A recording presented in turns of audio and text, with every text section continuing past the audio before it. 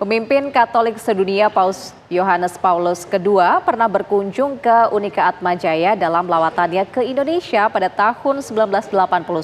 Beberapa barang peninggalan Paus Yohanes II pun masih tersimpan rapih di sana. Kita simak laporan selengkapnya dari reporter Margareta Novita. Pemirsa, sekarang saya berada di Kapel Universitas Atmajaya dan di sini saya mau kasih tunjuk peninggalan Paus Yohanes Paulus II yang ada di sini. Ini ada sebuah kursi dan di samping saya sudah ada Ibu Murni. Selamat siang Ibu Murni. Selamat siang Mbak Margareta. Iya Ibu, mungkin Ibu nanti mau menemani kita berkeliling melihat-lihat peninggalan apa saja yang ditinggalkan oleh Paus Yohanes Paulus II. Dan di sini ada kursi Ibu, mungkin boleh diceritakan Bu historinya ini seperti apa sih? Iya. Ya, jadi kursi ini diduduki oleh almarhum Paus Yohanes Paulus II pada waktu kunjungannya ke kampus Unika Atmajaya.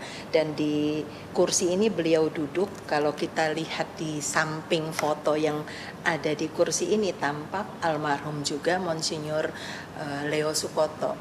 Dan di sebelah sininya lagi nantinya ada almarhum Bapak Franseda dan almarhum Rektor Ibu Mariana Setia Dharma yang pada waktu itu menemani beliau dalam kunjungannya. Ibu, ini kunjungan Paus kemari ini dalam rangka apa dan kenapa UNIF ini yang dipilih nih Bu?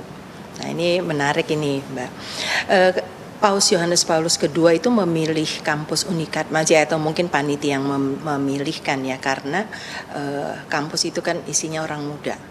Dan pada waktu pertemuan itu memang yang hadir adalah para mahasiswa di seluruh Jabodetabek, mahasiswa Katolik termasuk dari perguruan tinggi negeri, lalu ada alumni dari Unika Atmajaya, para tokoh pemerintahan juga, kemudian ada juga PMKRI, Perhimpunan Mahasiswa Katolik Indonesia, dan Ikatan Sarjana Katolik Indonesia ISKA. Ini penjelasan yang pertama ya pemirsa mengenai kursi yang diduduki oleh Paus Yohanes Paulus II. Dan bisa dilihat ini di dalam masih tersimpan sangat baik, sangat rapi, masih bisa terlihat kokoh sekali kursinya. Padahal sudah dari zaman 1989 ya Bu ya. Baik, ini adalah peninggalan Paus Yohanes Paulus II yang pertama yang ditunjukkan kepada pemirsa nih. Kita masih ada satu lagi peninggalan dari Paus Yohanes II yang akan kita bahas setelah ini. Yuk Ibu, mungkin bisa aja kita keliling lagi. Ya pemirsa, ini saya diajak oleh Ibu Murni datang ke satu spot ini. Di sini ada yang menarik banget, cerita historisnya ini menarik menurut Ibu Murni. Ibu mungkin bisa dijelaskan Bu, ini di belakang ada prasasti apa? Iya Mbak, ini sebenarnya posisi duduknya Paus Yohanes Paulus II ketika berkunjung di Indonesia. Yang tadi kursinya ada di Kapel Santo Albertus Magnus. Kalau lihat di dindingnya itu bertuliskan Gedung Karol Wojtyła. Itu nama kecilnya Paus Yohanes Paulus II. Jadi pada waktu kedatangannya beliau menandatangani prasasti tersebut dan saya masih ingat ya pada waktu penandatanganan. Jadi ketika baca di atasnya itu tertulis bahasa Indonesia, beliau masih mencoba mengerti. Tetapi ketika tiba pada bahasa Polandia ya dengan namanya, beliau itu betul-betul mengekspresikan kegembiraannya karena menemukan nama kecilnya itu diterakan di situ. Jadi gedung ini termasuk di mana kapel berada itu adalah gedung dengan nama kecilnya Paus Yohanes Paulus II, Karol Wojtyła gitu. Dan ini prasasti ini ditempelkan di tembok sebagai peringatan kunjungan beliau. Begitu Mbak.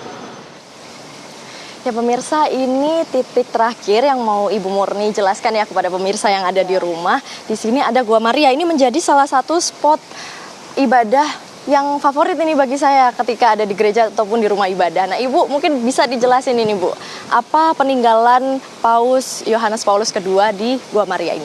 Ya, pemirsa, ini adalah Gua Maria Immaculata yang diberkati oleh Paus Yohanes Paulus II ketika berkunjung ke Unika Atmajaya. Jadi beliau jalan dari depan pintu masuk, kemudian singgah sebentar, meskipun tidak tepat persis di Gua Marianya, tetapi beliau memberikan berkat kepada Gua Maria ini, dan sejak itu warga Atmajaya, dan saya kira bukan hanya dari Atmajaya tapi juga dari luar, sering berkunjung ke sini untuk berdoa, beribadat bersama Gua Maria. Dan sekali 1 bulan ada bisa perayaan Ekaristi di Gua Maria ini juga.